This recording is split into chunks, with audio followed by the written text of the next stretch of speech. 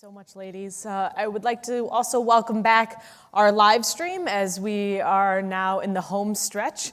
The final session of our 2019 Project Play Summit is a call for leadership focused on the opportunities for federal and state government to lead in our efforts to build healthy communities. Now, I'm going to invite Tom Ferry back up for just a moment to lead the session, and then following, he's going to close out the 2019 Project Play Summit. But before Tom takes over, I just wanted to thank all of you for an incredible experience. This is my first Project Play Summit, and it will definitely have a lasting impression. For one, definitely sharpened my interviewing skills yesterday with those kids. I think Greg Popovich and Bill Belichick, they got nothing on them.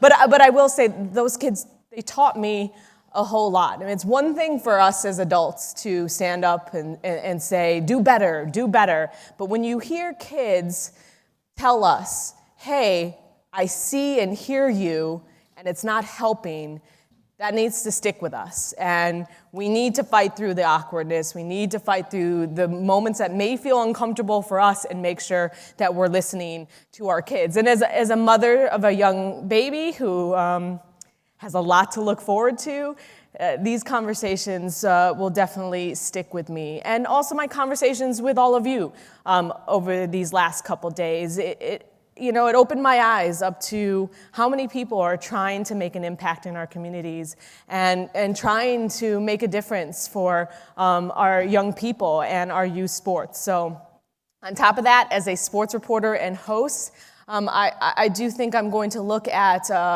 our athletes differently, because it takes a lot, dedication, a community of support, and circumstances for them to rise all the way up to that level. So I just want to thank all of you. This has been a meaningful 2 days for me, and I hope it was for you. And without further ado, I'm going to hand it off to Tom Ferry.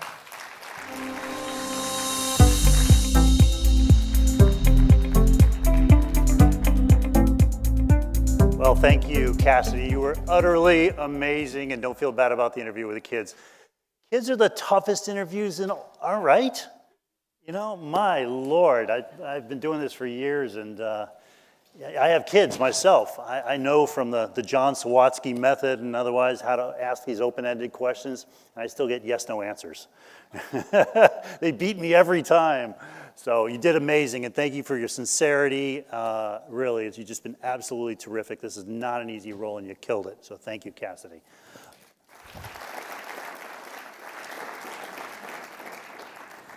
So the name of this panel, the last one, is called Call for Leadership, the Role of Government in Driving Systems-Level Change. Project Play to date has largely worked with the private sector and community recreation groups and coaching groups and the entities that most directly touch the lives of children in a sport and recreation sense.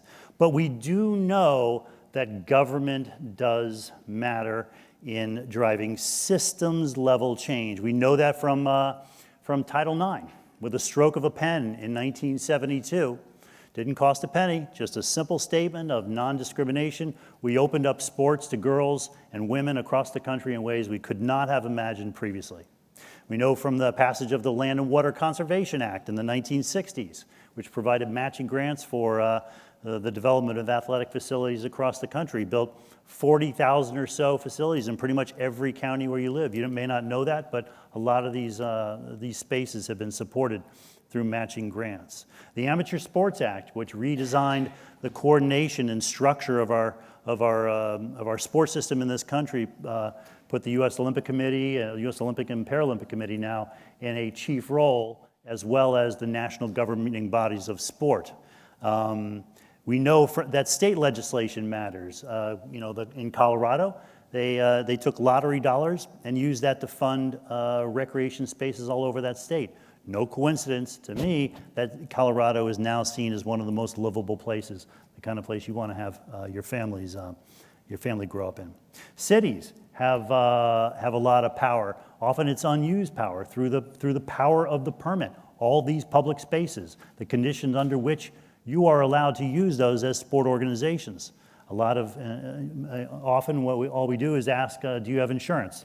Not a whole heck of a lot more. But could we ask, hey, what about, are your coaches trained in safety things? Are they background checked? So, I mean, if we're going to move the numbers in this country on some of these key KPI that we're focused on, it is really worth having this conversation about the role of government in driving that. So I'm really thrilled to invite up our panelists. Why don't you come up? We have Secretary Jocelyn Benson from the state of Michigan. I think you're next. I think you're second. Next to her is Matt Wright from he's the task force member from the State of Play Hawaii report, also founder of SportsAge, technology and consulting company based in Honolulu. And finally, we have Janet Fulton, who is chief of physical activity and health branch of the CDC. So I have a general question for all of you. It's broad and open-ended, and you can take it wherever you would like. What role do you see government playing in driving systems level change? Why don't we start with you, Secretary Benson? Well, here in Michigan, I'm the Secretary of State, and I also serve as the chair of the Michigan Task Force on Women in Sports, which is really leaning into the idea that the government does have a role to play in advancing opportunities for women to play sports, as well as work in executive positions, coaches, athletic directors, senior executives for sports teams and leagues in the sports industry. And so we're trying to answer this question. What can state government do in terms of policy, legislation, investments, other incentives to set the tone and move the needle in providing opportunities for women to play and work in sports, out of the recognition that Michigan is the only state in the country right now that's led entirely by women. We have a female governor, female secretary of state, female attorney general, and the female chief justice for our Supreme Court. And so recognizing the advantage and opportunities of women leadership in Michigan,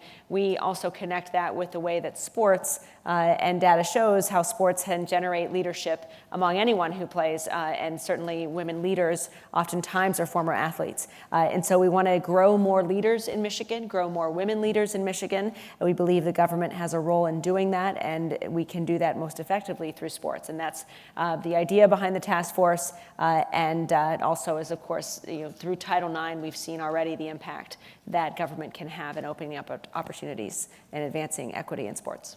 Terrific. Janet, you're with the federal government. I am. Again, what question, or what role do you see government playing in driving systems level change? Yeah. What is the federal government in particular good at? Sure. I have the privilege of working at the Centers for Disease Control and Prevention, the CDC in Atlanta. And the Department of Health and Human Services tomorrow will actually release the National Youth Sports Strategy. And that's just a great example of a report that comes out that really synthesizes all of the evidence around youth sports. I think that's a really important role of the federal government, is to put out information so that everyone can use it. This report is going to, I think, be really instrumental in thinking about how do you move youth sports in this country forward. There is an executive order that the president signed that really is about mobilizing youth sports in this country around building awareness, building partnerships, really thinking about how do you communicate better to key stakeholders around youth sports, and then very importantly, how do you measure youth sports? All the things we've been talking about over the past couple of days, everything from youth sport participation to why are kids dropping out from sports? We really don't have a great way of understanding that information and understanding the data.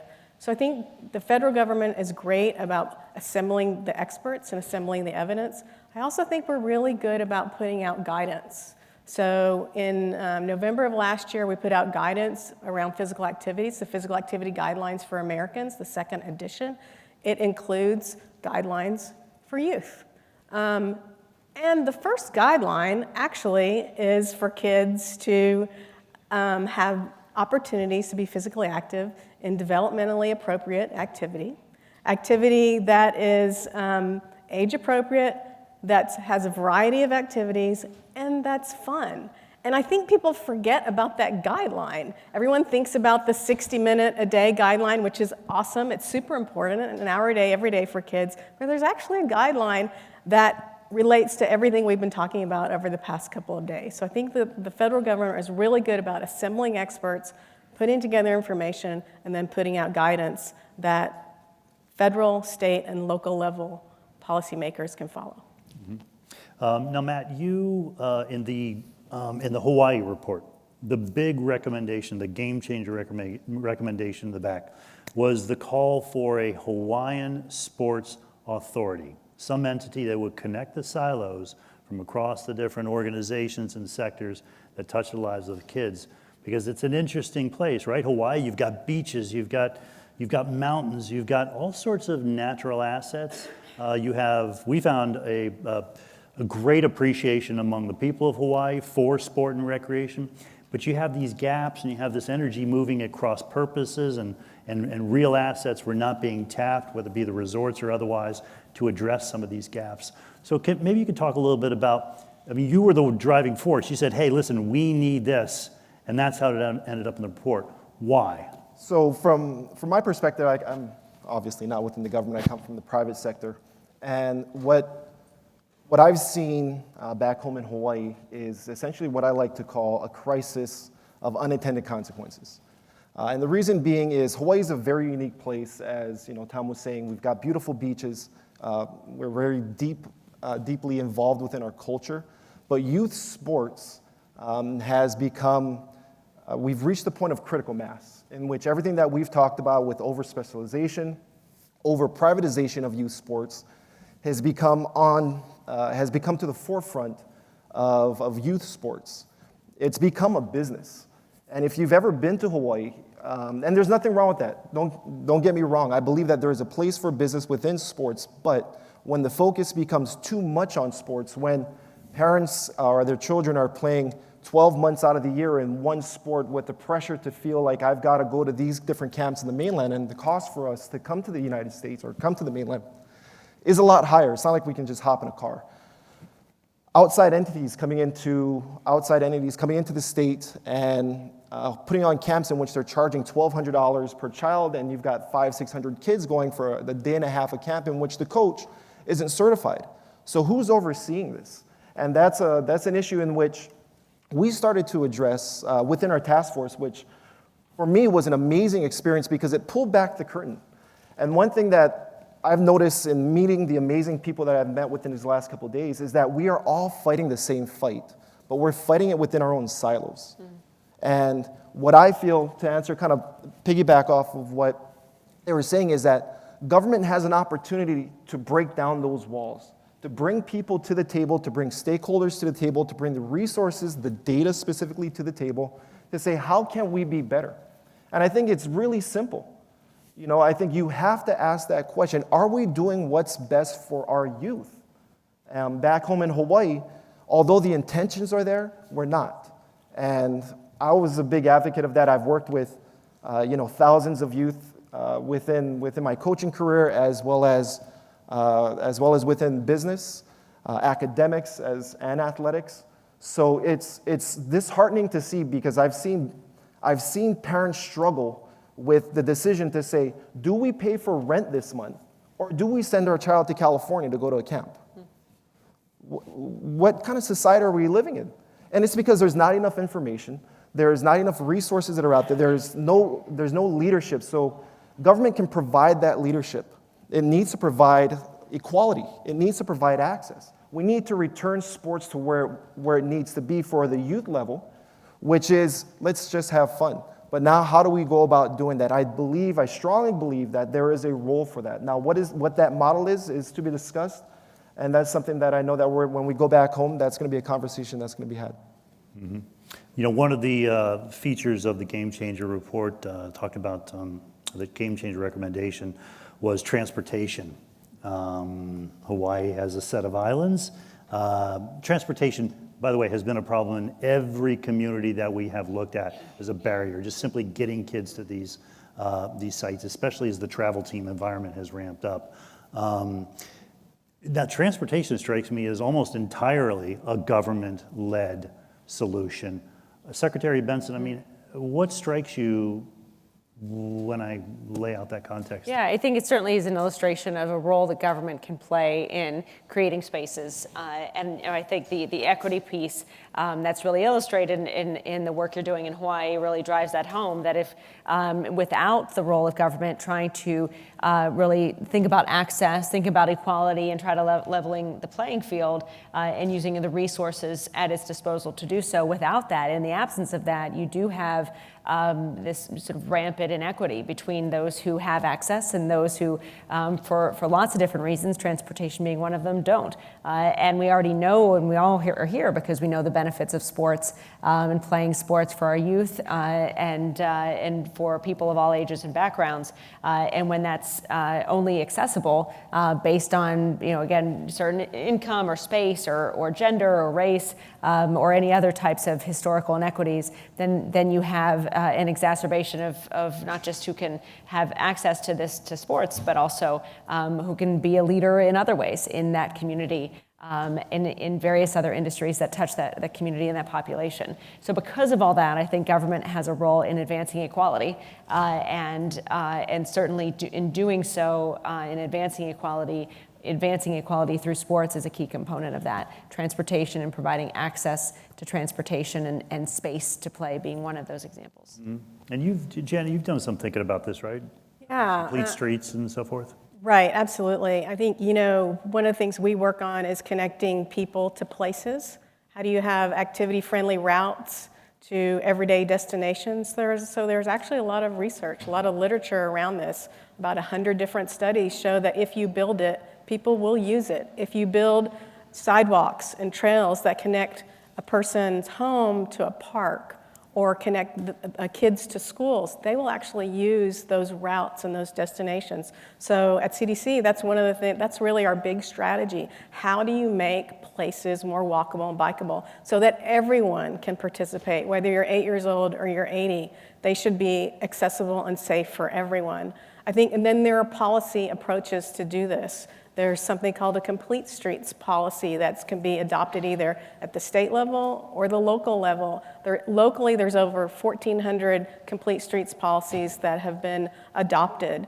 Over 30 different states have complete streets policies. Well, what's a complete streets policy? It means that your street has a sidewalk, your street has crosswalks, it has lights, it has benches, and it just makes it easier for people to get around. And all places should have those, and they should have those policies. And that's really the role of a state and local government to support those policies. I think the issue really is around not only the adoption of the policy, but is the policy implemented, and is it implemented to its full extent? So I think that's a real key thing we can do to improve transportation. I think the other thing that the federal government can do around transportation is really about convening and collaboration and partnership.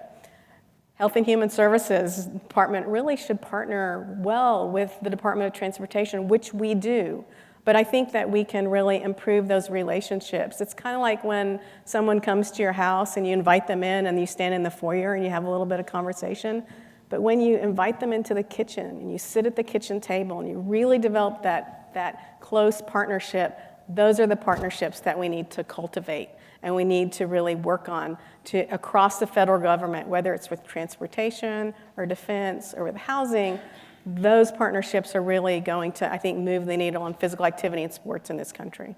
One key partnership that you do have, and I want to bring Secretary Benson in this as well as you, Janet, but maybe we could start with you since you're familiar with the program. But the CDC funds state departments of health, right? 16 states, including Michigan, is one of those. $800,000 a year for nutrition and physical activity. Most goes to nutrition, not physical activity.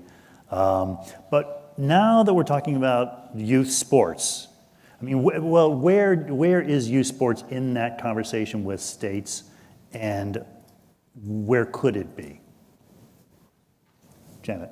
Sure, I'll take it. CDC funds 62, so our group, the Division of Nutrition, Physical Activity, and Obesity, we fund 62 different entities. We call them recipients. And Michigan's one of them. We fund a couple places in Michigan, Eastern Michigan, as well as the Kidney Foundation in Michigan. And they really work to improve nutrition and physical activity in those locales.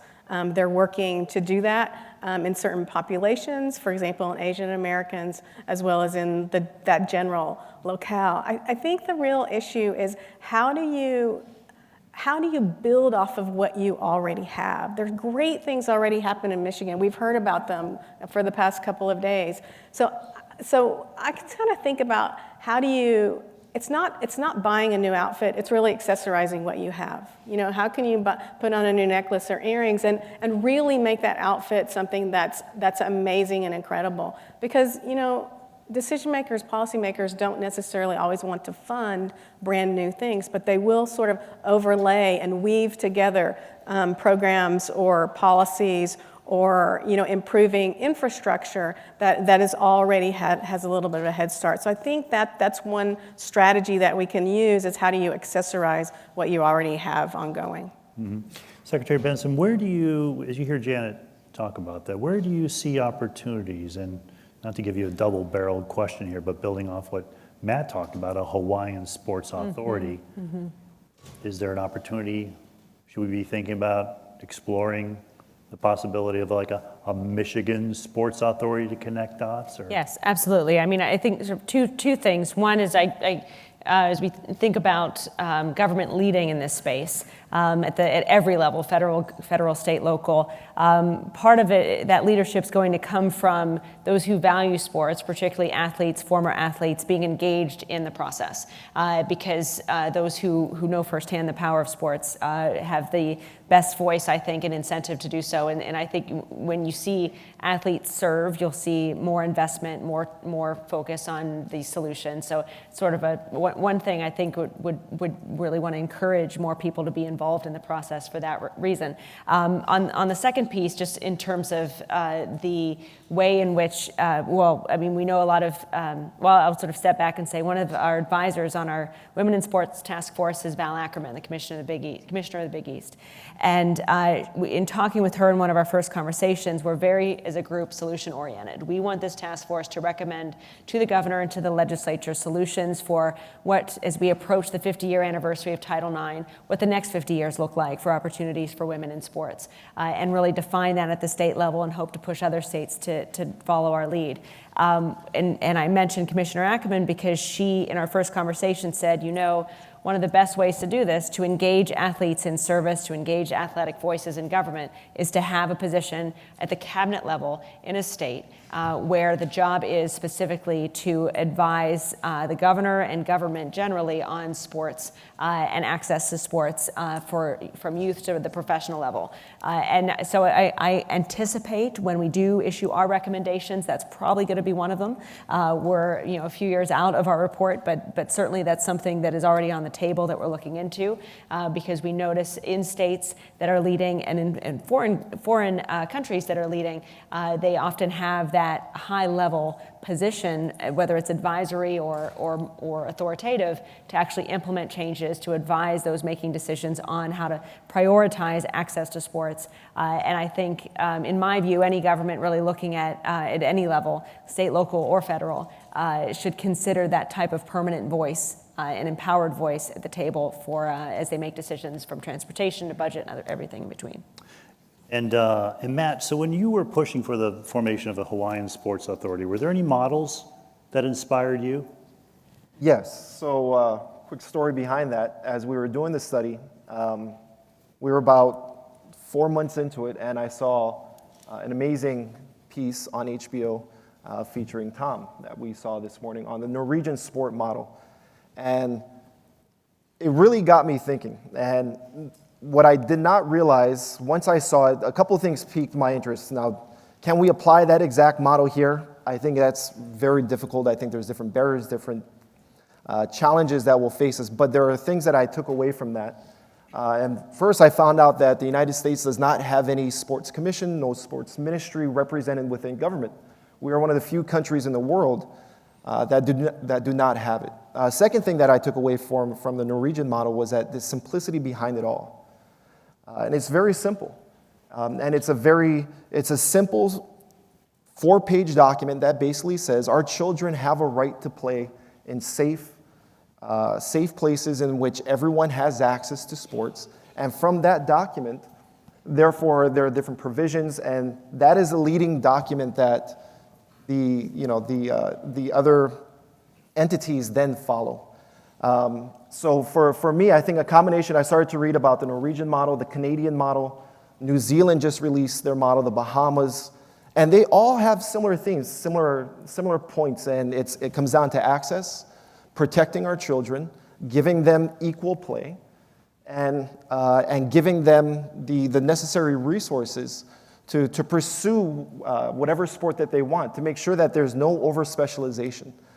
So when you think about this, it's a very, very simple model, but when you think about everything that we've talked about the last couple of days and over-specialization, training of coaches, the injury rate of our youngsters nowadays, this can start to be addressed. And I think that's my main point is this conversation needs to be had. The government is a perfect conduit to bring everyone to the table.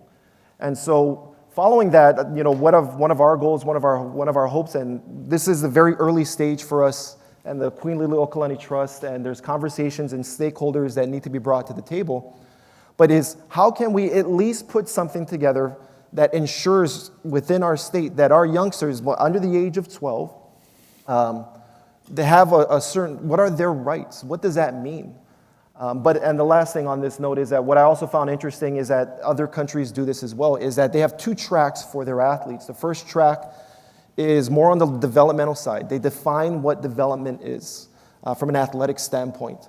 And then their rights between age 0 and 12, what should they be doing? And then there's an elite track. They start to identify as they get older, how can we then reinforce their talents, their skills, and then showcase them on a national level. So that's what I took away from the Norwegian model. Was just how simple it was, and its effectiveness. And it's funded by gambling revenues and otherwise. This is now a conversation in a number of states around the country, including Michigan. Should we legalize sports betting, and if so, where do the proceeds go to?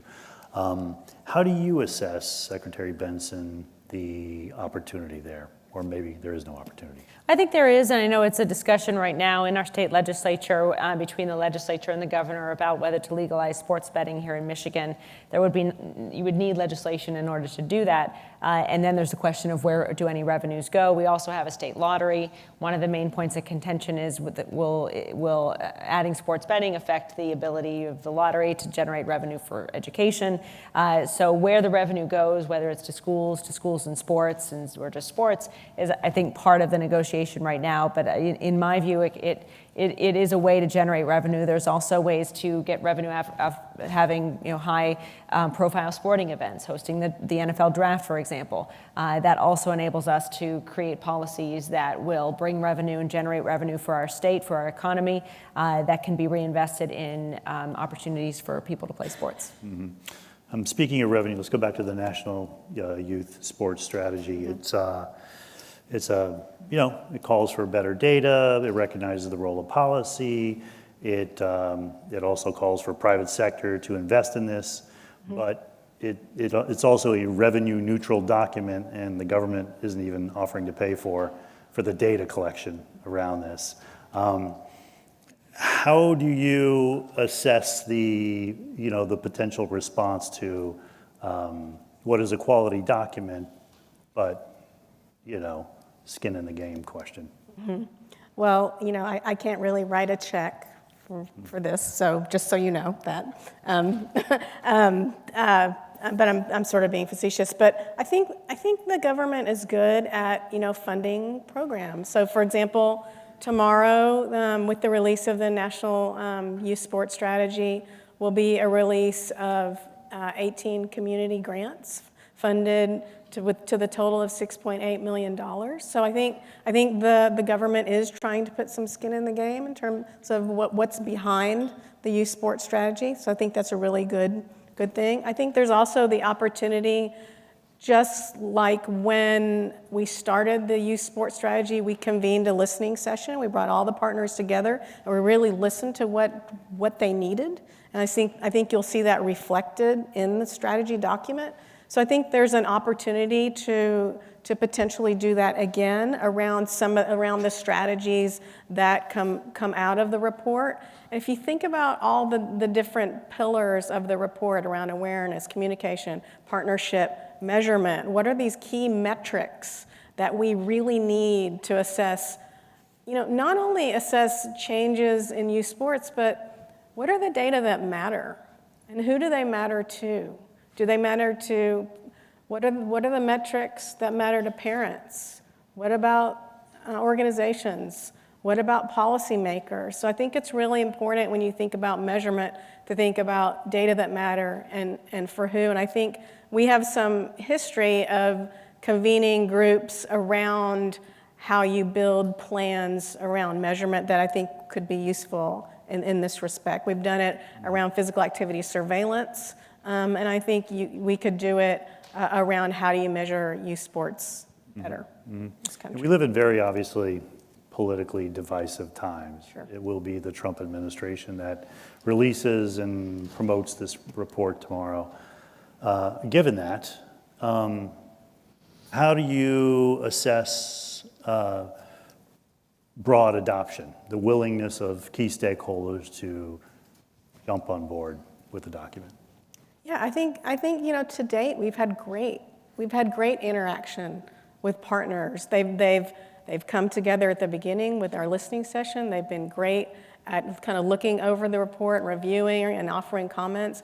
No reason to expect that these sectors will not embrace it and try to enact it. I think the key will be, to get people to look at it, to read it, and also to figure out, for whether you're an individual, you're a community organization, you're a decision maker, where can you use what's in the report to do good in your community? So I think what you'll see in the report is a menu of options at all of these different levels. Wherever you work, there are ways that you can enact the report. So I think there are actionable steps that everyone can take. I think that it's our job, really, to make sure that we communicate and disseminate the report well, to make sure that we have resources that all of these different levels of stakeholders can use, and they can use to enact the report. So I think that's our role as federal government. Got it. And we'll have room for a couple questions. So I assume by this point of the conference you know how to submit questions, and I'll take a look at what comes in here. But I don't know, Secretary Benson, how do you assess that? I mean, political environment, the willingness to. Yeah. It is, I come at this, I'm a statewide elected official now, but it's my first time holding elected office. Prior to this, I was the dean of a law school. So I'm really an academic and attorney and policy wonk by training. And it has been, quite an education for me to just see how, making data-driven analysis and proposing just best practices solution doesn't always rule the day in politics. And so, working to be impactful in spite of the current landscape is, an ongoing process, but I continue to believe in data-driven solutions and partnering with people of good faith of all backgrounds is a way to govern and to lead. But what we've also done, and again, this sort of connects to my background in nonprofits. I previously was the CEO of the Ross Initiative in Sports for Equality prior to taking office, and through that started working with Women's Sports Foundation, who has become a key collaborator with our task force. In fact, it was through conversations with them that really generated the idea for the task force here in Michigan. And so I mentioned that is to say, I think one of the ways we found to navigate the political arena is to partner with well-established, thought leaders and institutes and organizations like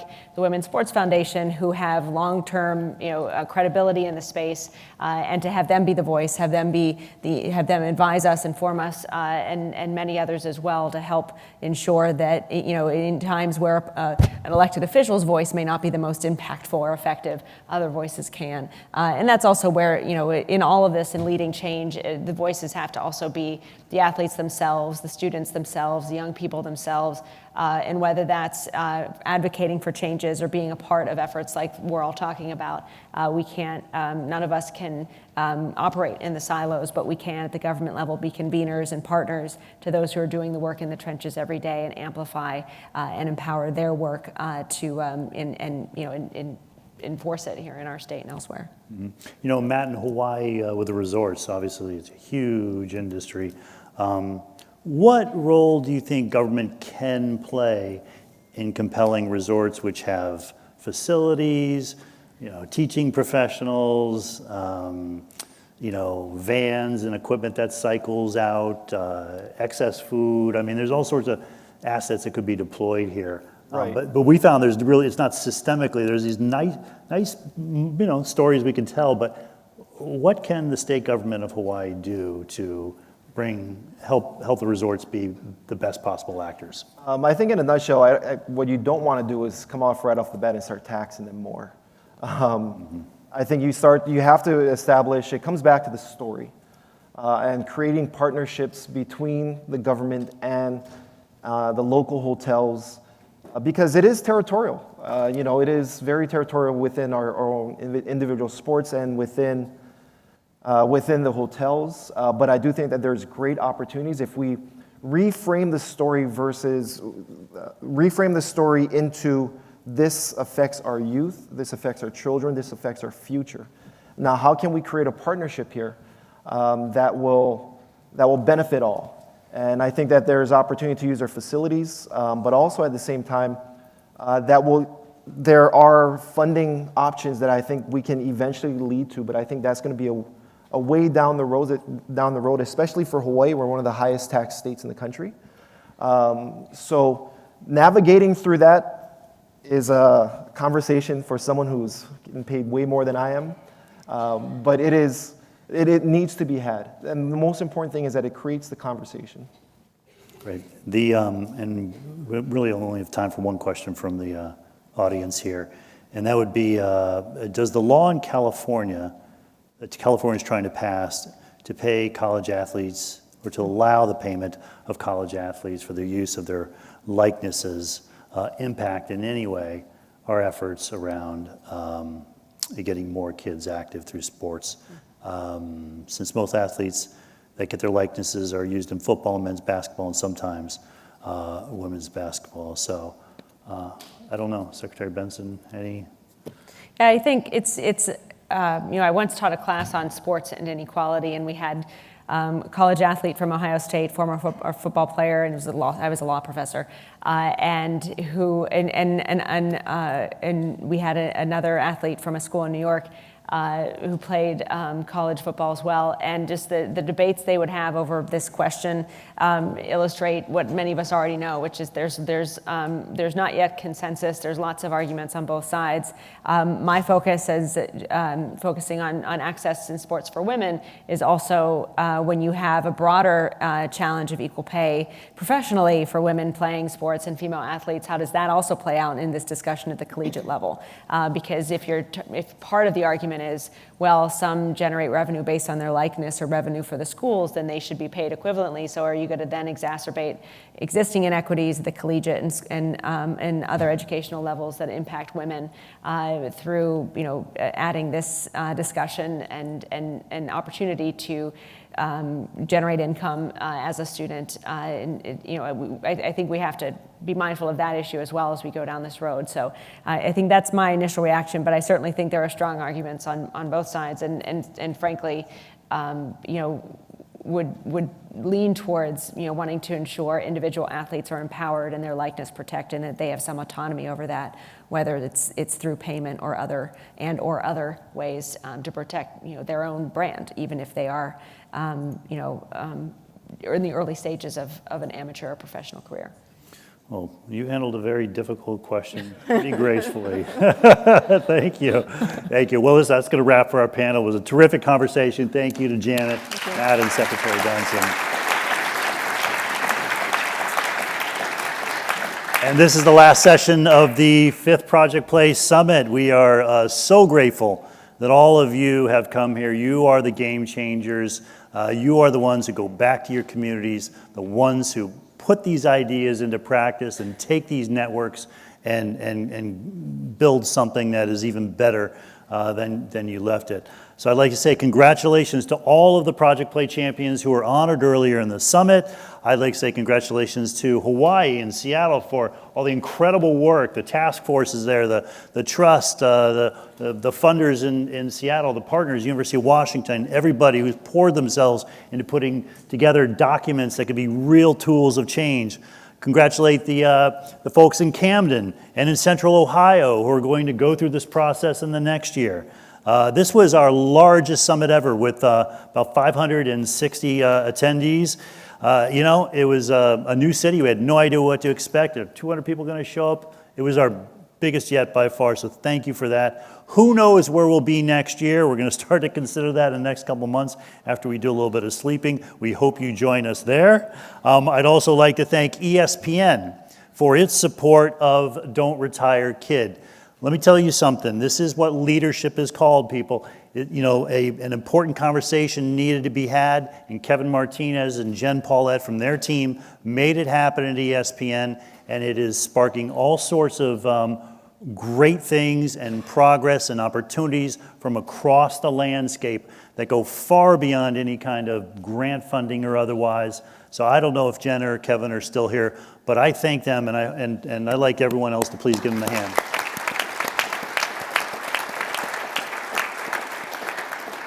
I'd like to thank the Ralph C. Wilson Jr. Foundation and our partners in Southeast Michigan and Western New York, the community foundations and the task forces there. I'd like to thank the sponsors of this event, Target, NBC Sports, Nike, the Hospital for Special Surgery, Kellogg's, the Detroit Lions, the Detroit Pistons, and FlipGive. We cannot do this. You could not have had this much fun, consumed this much content without the support of those sponsors, and we're deeply grateful. My Project Play team, Marty, Fumi, Jennifer, Rania, Emily, John, and Otto, all awesome. The Aspen Institute Conference Services and Todd and Amanda, and all of you, of course, who joined us. You are now part of the Project Play family. Let's keep this going, keep doing the work that inspires us, and we can elevate over time. Go home, stay in touch, take your action, share your tools. Aspen in Sports on Twitter, tweet it, hashtag. We trended yesterday, let's trend today as well. This is in the books. Sport for all, play for life, folks. Out.